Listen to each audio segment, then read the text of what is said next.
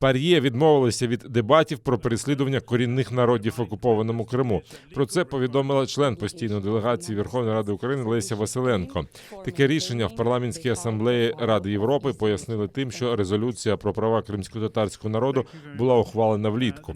Раніше член української делегації нардеп Рустем Умеров повідомляв, що Україна подала запит на проведення дебатів на тлі нових облав та затримань на півострові. Втім, про репресії окупантів проти кримських татар в ПАРЄ таки говорили. Віце-президент асамблеї нардеп Олександр Мережко закликав вигнати Росію з організації. Російська окупаційна влада в помсту за кримську платформу заарештувала групу кримськотатарських активістів. Серед них представник Меджлісу Наріман Джулян. Дехто з затриманих зазнав тортур від рук російського ФСБ. На жаль, не було серйозної реакції на ці грубі порушення прав людини, і це не зупинило Росію. Вони сподіваються, що ми втомимося зважати на постійні провокації та порушення, але ми не маємо жодного права на це. Навпаки, ми маємо подвоїти наші зусилля, захищаючи кримських татар на окупованих територіях.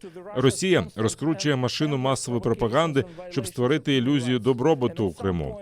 Поведінка Росії не має нічого спільного з цінностями нашої організації. Висновок простий. Росію треба викинути з Ради Європи. Russia should be expelled from the Council of Europe. Thank you.